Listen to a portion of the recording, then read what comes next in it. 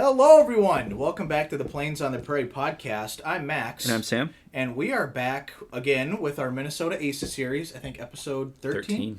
And we are back to the Great War of World War I. We will be talking about Lieutenant Harold K. Boysen of the Royal Flying Corps' number 66 Squadron, who scored 5 victories during World War I. It's good to be back to World War I. I know our last World War I ace had a lot of information about him, and that was mainly because he was a very important general during World War II. Maybe not like in the grand scheme of how many generals there were, but still had a very important role during the war. So I don't know about you, Sam, but I'm excited to cover this guy. Yeah, this will be great. Absolutely. So without further ado, let's get started. So before we get started, Harold K. Boysen, obviously is a World War I ace, was born in 1891, so there's not a whole lot of early life information about him. So he was born on November 2nd, 1891 in Lake Benton, Minnesota, which is southwest Minnesota, I'd say kind of near Marshall. Yeah, if you go straight east from Brookings, it looks like that's kind of... Gotcha. So his military career started in 1917 when he joined the Royal Flying Corps in Canada and was assigned to number 66 Squadron of the Royal Flying Corps on the Western Front, initially flying Sopwith Pups. Were Sopwith Pups like a training aircraft? They were a fighter. They're just very light. And I mean, pretty much just look at a camel and make it skinny. Yeah. So that's the best way I can describe it. Gotcha. Now, his squadron was then transferred, of all places, to the Italian front in October of 1917. Now, Sam, I know before we started recording, we were talking, and obviously we'll get into this a little bit more during the squadron history, but I didn't know that the British were really involved on the Italian front. Yeah, and like you said, we'll get into it, but pretty much it was a relief effort on the Italians because the Germans decided to kind of pivot fronts a little bit and attack them. So yeah, they were kind of a relief effort and did a lot of different things over there. Interesting. Yeah, and at this point, he was starting to fly the Sopwith Camel. Gotcha. Well, I'm excited to talk more about that later on. So he achieved his first victory on December 8th, 1917 against an Albatross D5 over Valstagna. I hope I'm pronouncing that right. Pardon our Italian. Yes. Yeah, we need to learn a lot of different languages for this podcast, unfortunately. They'll be very butchered for this episode. So after he achieved his first kill, just over a month later, Boysen was really badly injured in a crash while attempting to land in foggy conditions. Sounds like it was a pretty serious crash. Yeah. I mean, you got to think, this is 1917, 1918 we're talking about. He very easily could have been killed, even just from his injuries received. Well, not to mention instrument flying wasn't a thing yet. Really, I mean, there was instruments, but weather patterns were not predicted. Right. Like nowadays, pilots, we can dial in the weather to, it's not going to be perfect ever because it's weather. Right. But we can kind of have a semblance of, okay, it's going to get foggy or, something might roll in. Mm-hmm. So where here, you're kind of screwed. And if you're already in the air, usually these fogs are low level and you're flying above it. And then you're like, okay, where's the field? And this kind of gives me the heebie-jeebies thinking about being in a canvas-covered wooden airplane, and still at this time, aviation is still fairly in its infancy. Yeah, not even 20 years old, really, right. Since the first powered flight, anyways. Yeah, just crazy brave, those guys for sure. So after recovering, he was posted back up with number 66 Squadron and scored his second victory on May 3rd, 1918, over an Albatross D3 over Ormel. Not a whole lot of other information available for that kill. I should mention May 3rd is my brother's birthday. The third victory came over an Albatross D3 on May 10th, 1918, over Mount Meta, I believe. Fourth victory was against an LVG-C reconnaissance aircraft, which he shot down on May 26, 1918, near Salina. Now, the LVG-C, would that have been an armed recon aircraft? It would have. I don't remember what the forward armament had on it, but they had an observer with a pivot mount machine gun. I also should mention, was he scoring these victories against the Germans or the Ottoman, or not the Ottomans? It doesn't state, but the Ottomans, or sorry, not the Ottomans, the Austrians. Austrians, yeah. The Austrians were equipped with the same aircraft as Gotcha. the Germans, Gotcha. for the most part. So you were seeing some Albatrosses, and D3s were kind of an earlier version of the Albatross. But again, if you think about it, the aircraft really didn't progress until 16, 17. You still were flying Sopwith Pups. That was kind of the frontline fighter in 1916 until they pivoted to the Camels. SE-5s came a little bit later. On the French side, you still had Newport 11s, kind of the older Newports, getting up into the Spads eventually towards late 17, early 18. So it progressed really fast in the last 2.5 years of the war. Gotcha. Yeah, that's why we have you on that podcast, Sam, because you know that stuff. Don't know much else. No, you're smart. You're a pilot. That's got to mean something. Yeah. I'm not. We're not as smart as we think. Right. That was good. His fifth and final victory came on May 30th, 1918, again over an Albatross D3 near Moreno. His post-war life, we really weren't able to find anything on. Didn't really get into. Or I don't think he stayed with the RAF. Didn't really get into the military service during the Second World War, at least none that we could find. What we do know is that at some point in his later life, he settled in Harris County, Texas, where he eventually would pass away on February 20th, 1963, at the age of 71. I believe he is buried there, if I recall correctly. Yep, that's all I could find, really. Yeah, and something interesting about him was, so a lot of this information was found on a website called the Aerodrome. It's a World War I site where you can just, that's why we found Stenseth's victories last time, and we talked about a World War I ace.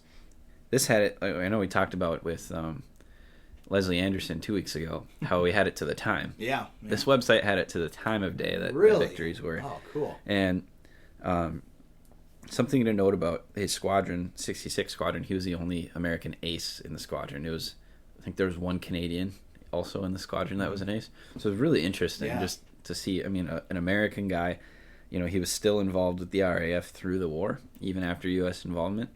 So that was kind of interesting. And I don't know why he didn't transfer. Right. But and I know in our North Dakota series when we talked about Donaldson that he stayed with the RAF through the end of the war and then took over command of the 94th Aerial Squadron at Selfridge in Michigan.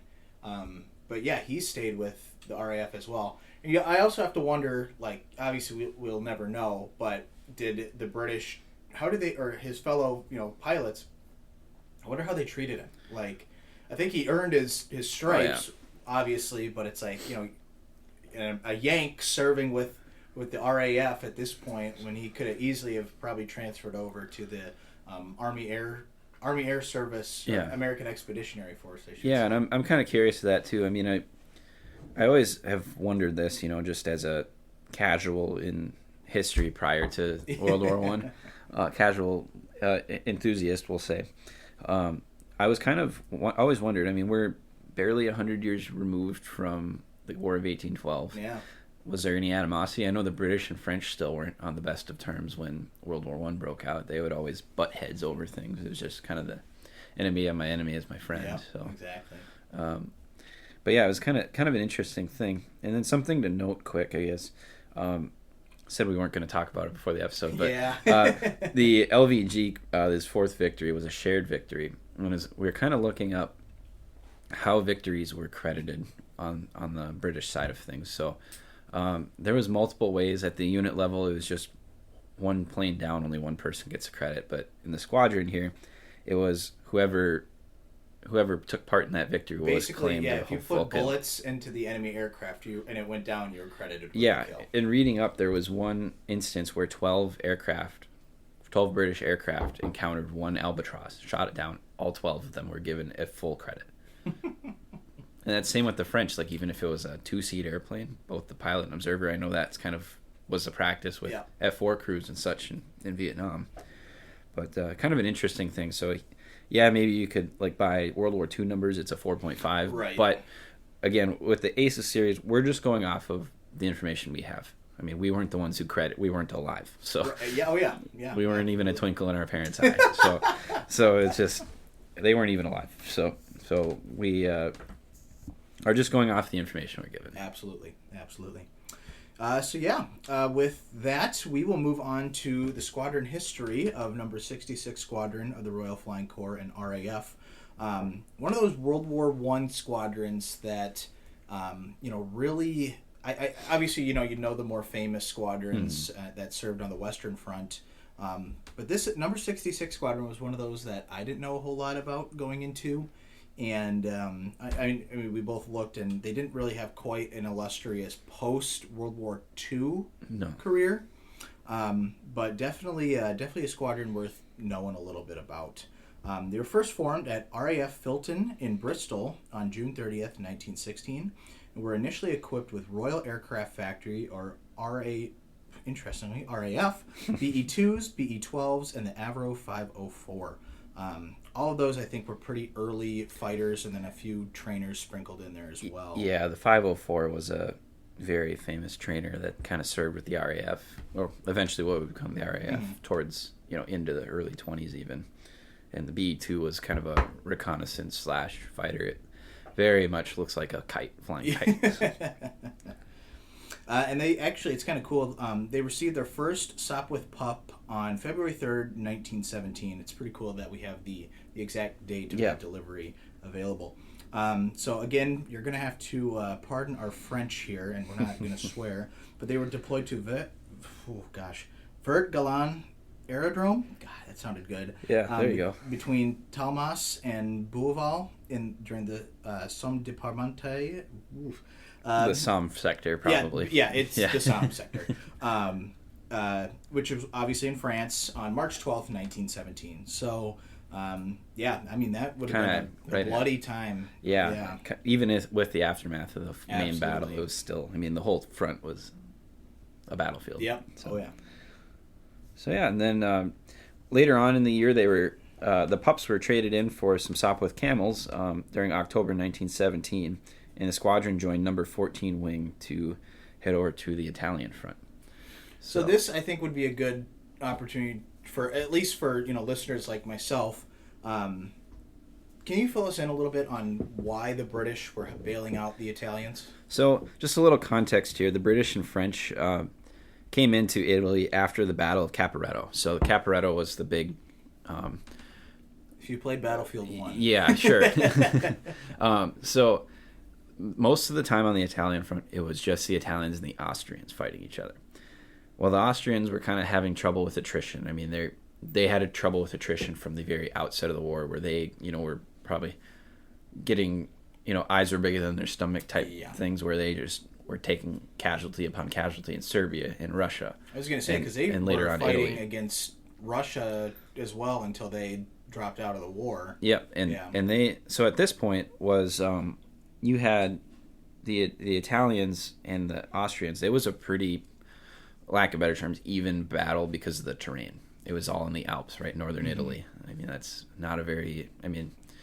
look at Monte Cassino and all these battles in World War II. It was not an easy... Italy was rough. It still wasn't completely occupied by the end of the war. And so kind of the same deal. It was just a battle of attrition. And then when the Russians kind of closed out, that opened up more troops for Germany, and Germany came in and bailed out the Austrians because they were just having trouble. And the Italians got crushed by this. I mean, I don't remember the distance of advancement, but by World War I standards, it was, you might as well marched across Europe. So it was feared that the Italians would surrender over this, because the Italians were really in it for land. They were contested territory with Austria. They originally, before the war, had an alliance with they called it the Triple Alliance, with the Germans and the Austrians. They were aligned, but then the Italians were just looking out for themselves at the end of it, which, do what you got to do, and they joined the Allies. So, foreshadowing. Yeah.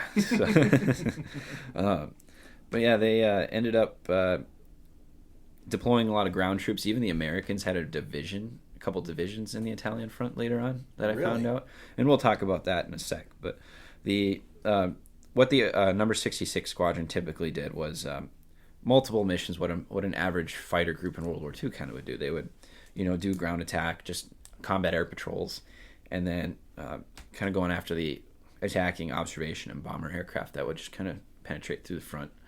There's multiple missions. I couldn't find any details, on them, but they would attack Austrian flying schools, Austrian bases, and strafe.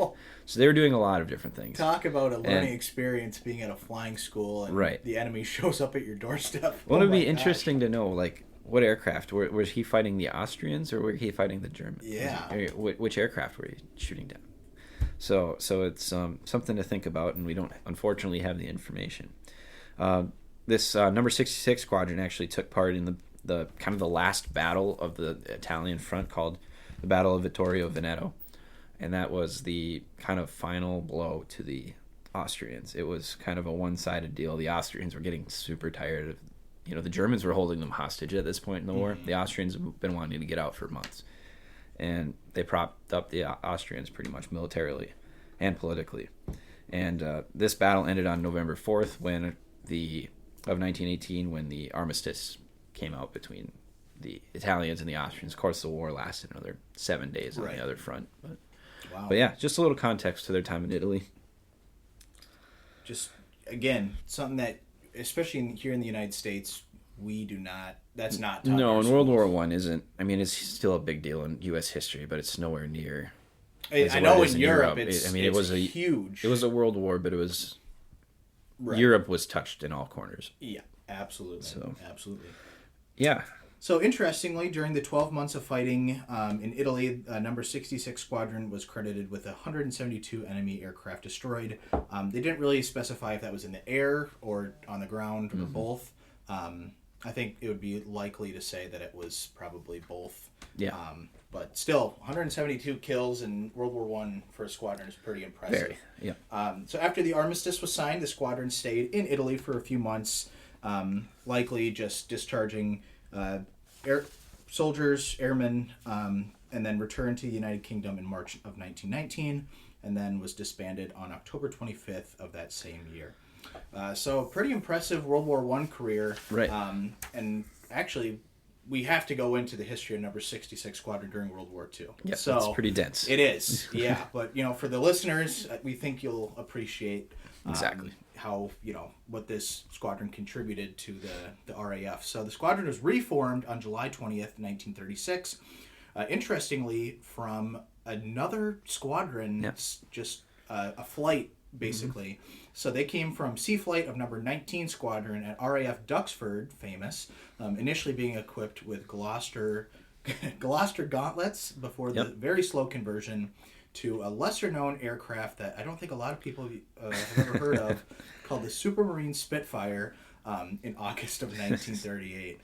Sam, can you talk a little bit about the Gloucester Gauntlet, if you know a little bit about there isn't a lot on it. It was a predecessor to the Gladiator. Gotcha. I figured. Pretty much a lesser, in terms of looking at it, a lesser streamlined version. Gotcha. The Finns saw action with them in the Winter War. The Finns really just kind of used whatever they could get. Yep. Yeah. So after the slow conversion to the Spitfire in 1938, they were assigned to RAF Fighter Command, and around this time the war also turned hot. Their first contact with the enemy was actually an attack on a lone Heinkel HE-111 off the coast of Norfolk near Cromer. Even though the squadron did do a number on it, the HE-111 was able to escape before it eventually crashed in Denmark. Now, we don't know the specifics on if it was a complete write-off or if it just bellied up in a field, but that was their first taste of combat.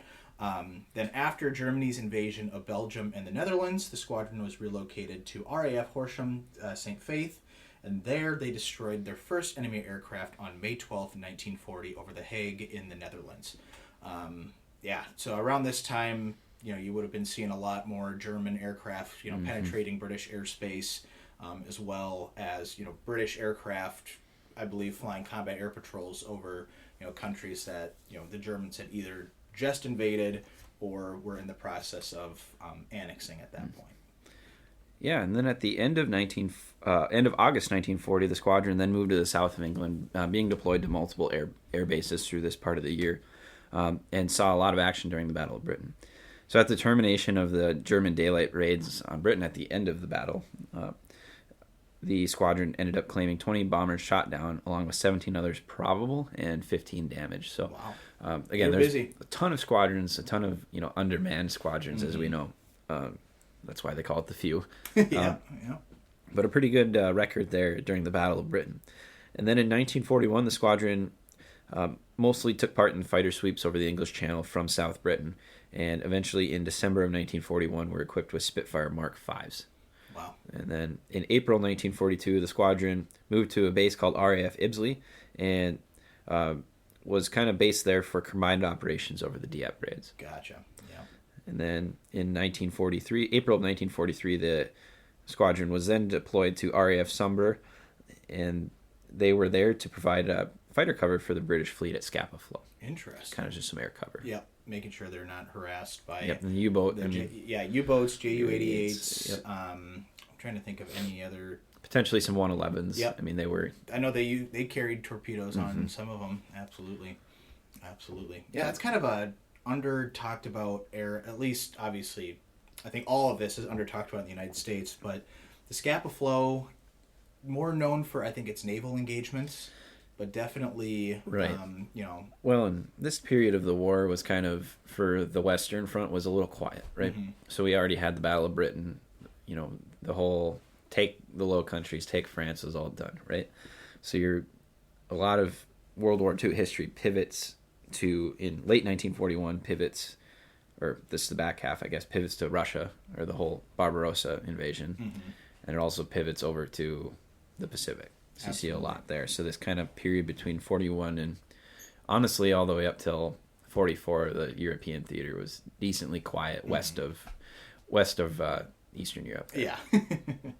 So, yeah, in November of 43, the squadron was then equipped with Spitfire Mark 9s and later joined the 2nd Tactical Air Force, which provided cover for the Normandy landings in June of 1944.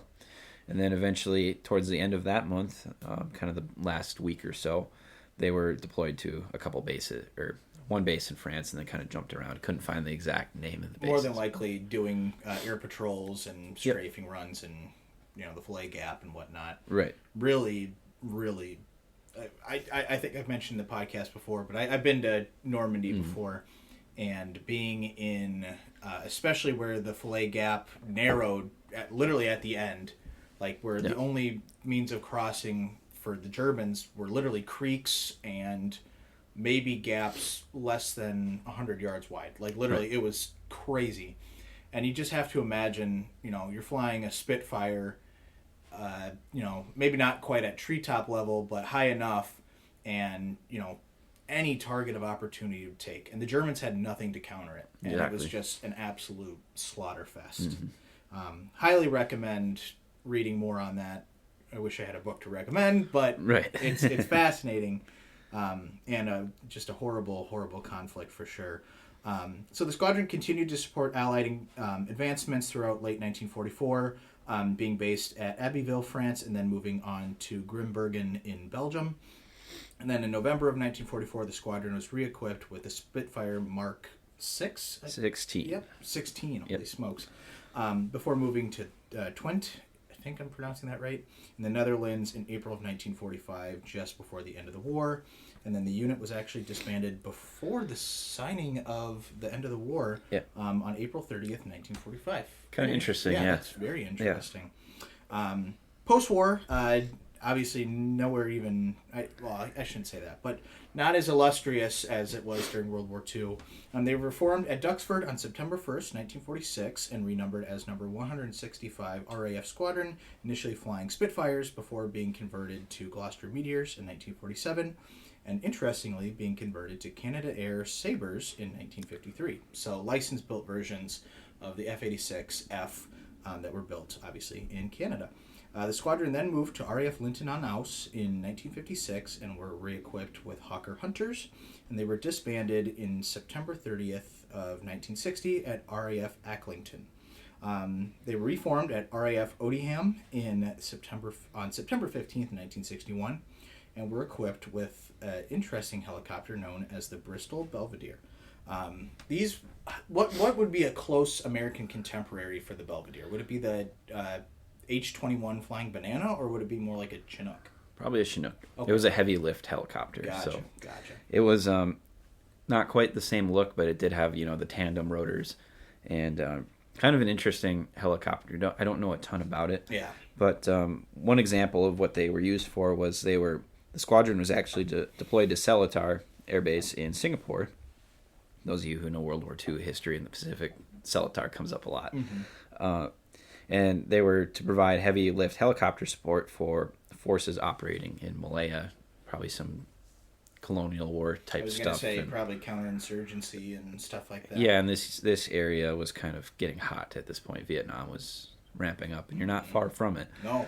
And yeah, the squadron disbanded for the final time on March 17th, 1969. So very impressive history for number 66 Squadron. Very dense for 62 years, and I mean, look at our other squadrons we've had. We've had some pretty good luck with squadrons lately on how dense the history is, which is really nice. Absolutely. So for surviving aircraft, unfortunately, out of the many, well, I shouldn't even say many, but there are not a whole lot of number 66 Squadron marked Camels. In fact, there are actually none. However, for the sake of having content to provide for you guys, we are going to just briefly touch on the 2 surviving original Sopwith Camels that are left in the United States. The first one is, did they even call them serial numbers? Or yeah, I think it was just more like this one is B6291. So yeah, B6291, which is on display at the National Air and Space Museum at the Udvar-Hazy Center in Virginia. And the second is C8228, which is on display at the National Naval Aviation Museum in Pensacola, Florida. Fascinating. Oh, exactly. Honestly. Yeah. I mean, British fighting on the Italian front, that's something I never even thought. With an American pilot. Yeah, with an American Minnesota pilot of all people. Something I didn't think we'd ever cover. No, I mean, when we were kind of looking up these aces, when I stumbled on that one, I was like, wow, that's going to be a really interesting episode. Absolutely. And I'm glad we were able to find some context for it. You know, it's kind of, as you guys have gathered, it takes a lot of time to research these episodes. I mean, I think we combined spent about 8 or 9 hours on this at least. I mean, it was, and it's even harder for World War I. Yeah, that's for and sure. It was. Thank gosh for that forum. Yeah, I mean, absolutely. that helped provide a lot of context, and thankfully, that forum also has information on our future World War I aces. Absolutely. So. Well, Sam, anything to add? No, this was fun, and we're excited to bring you guys this one, and can't wait for next week. Absolutely. All right. Take care, guys. We'll see you on the next one.